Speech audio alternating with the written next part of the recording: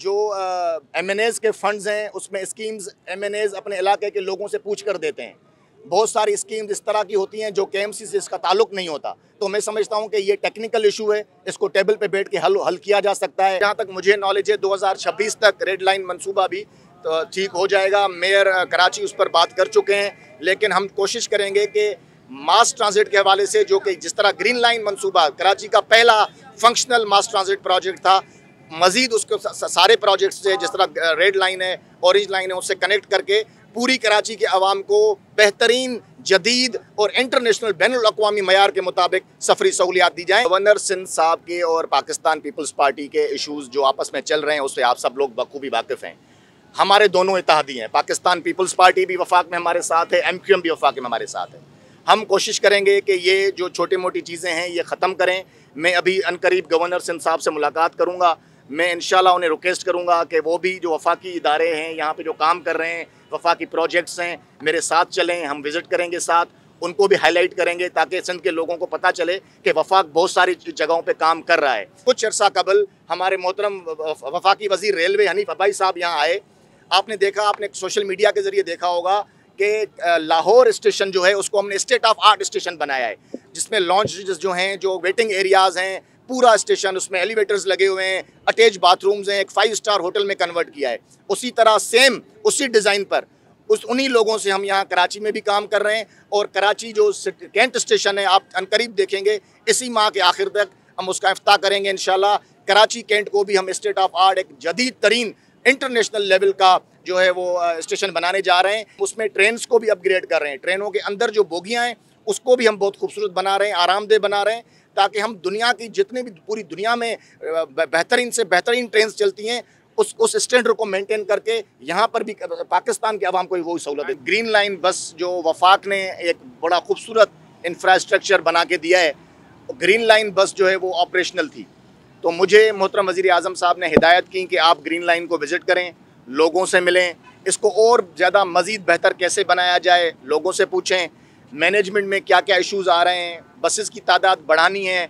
और फिर उसके साथ साथ, क्योंकि ये मैं समझता हूँ कि 30 अरब रुपए का एक बड़ा शानदार फेडरल गवर्नमेंट ने इंफ्रास्ट्रक्चर और पूरी ग्रीन लाइन, ये पहली फंक्शनल BRT थी कराची के लिए, कराची के आवाम के लिए।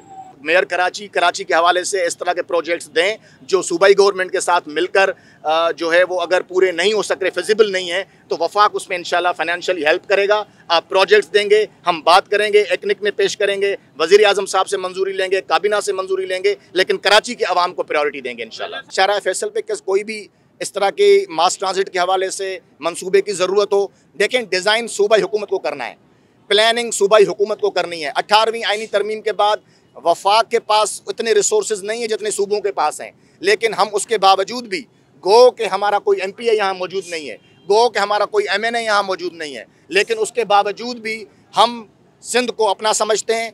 सिंध हमारा सूबा है और सिंध का दारुल हुकूमत कराची जो है उसके अवाम को हम कभी भी तना नहीं छोड़ेंगे। मज़ीद 5.5 अरब रुपए मज़ीद देकर इसको एक्सटेंड कर रहे हैं। 1.8 किलोमीटर 3 नई स्टेशंस बन रही हैं और हम इसको कैपरी से जामा कलात तक लेके जा रहे हैं। ये मैं समझता हूँ कि इसमें कराची के लोगों को और फ़ायदा होगा और मुस्तफ़ीद होंगे कराची की आवाम। तो जब मोहतरम वज़ीर आज़म साहब के पास ये ख़बर पहुँची कि जी फेडरल गवर्नमेंट ने जो एक बड़ा शानदार एक BRT ग्रीन लाइन प्रोजेक्ट बनाया है और वहाँ पे पानी नहीं खड़ा होता और वहाँ पे वो फंक्शनल रहता है, तो उन्होंने कहा कि आप जाएँ और विज़िट करें। सिंध मास ट्रांजिट अथॉरिटी, जिनके हवाले अभी मार्च से हमने ये दिया है, इनको हम अप्रिशिएट भी करते हैं कि इन्होंने इतने ज़बरदस्त एफ़र्ट्स किए हैं कि इसमें मार्च 2025 तक डेली 52,000 लोग ट्रैवल करते थे। जो डेली की ट्रैवलिंग थी, लोगों की तादाद थी, जो डेली यूज़र्स थे ग्रीन लाइन के, वो 52,000 थे। अब वो 72,000 से क्रॉस कर गए हैं और मुझे अभी डायरेक्टर साहब ने बताया है कि 82,000 तक डेली की राइडरशिप पहुँच गई है। उसकी कई और वजूहात भी हैं, क्योंकि साइड पे जो चंची रिक्शे चलते थे या और ट्रैफिक को मुतासर करने वाली चीज़ें थीं, सूबाई हुकूमत ने वो ख़त्म की हैं और उसके से मैं समझता हूँ कि एक बहुत बड़ा लोगों को रिलीफ मिला है। लेकिन लोगों ने मुझे आज सबसे बड़ी जो शिकायत की है वो ये है कि इसमें रश बहुत ज़्यादा है, यूज़र्स अभी भी ज़्यादा हैं, लोग बिल्कुल जो हैं उसमें, हालांकि इसकी डिज़ाइन जो है ये याद रखना चाहिए कि इंटरनेशनली इसमें बैठने की तादाद कम होती है, ज़्यादातर ये बसें पूरी दुनिया में खड़े होकर लोग इस्तेमाल करते हैं, ये लोग इसमें पैसेंजर्स खड़े होते हैं, लेकिन उसके बावजूद मैंने देखा है कि वाकई बहुत ज़्यादा रश है। और हर आने वाली गाड़ी में तकरीबन 5 गाड़ियों का वेट करता रहा हूँ, छठी गाड़ी में भी हमें जो जगह मिली है वो बहुत तंग जगह मिली है। मोहतरम वज़ीर आज़म को रिपोर्ट पेश करूँगा, तो हमें उम्मीद है कि इंशाल्लाह हम इसमें बसों की तादाद को बढ़ाएंगे ताकि रश जो है वो कम हो सके और लोग इससे और ज़्यादा मुस्तफ़ीद हो सकें। कराची से हैदराबाद जो मोटरवे है बड़ा शानदार है, लेकिन उसको हम अभी दोबारा उसको भी एक्सटेंड और अपग्रेड कर रहे हैं। फिर हैदराबाद से सक्खर और फिर सक्खर से पेशावर तक मोटरवे बना हुआ है। तो हम पूरे मुल्क को मोटरवेज़ के ज़रिए जो है वो आपस में कनेक्ट कर रहे हैं, जिससे सिंध के लोग भी मुस्तफ़ीद होंगे। तो वफाक सिंध के लोगों को कभी किसी सूरत में तन्हा नहीं छोड़ेगा।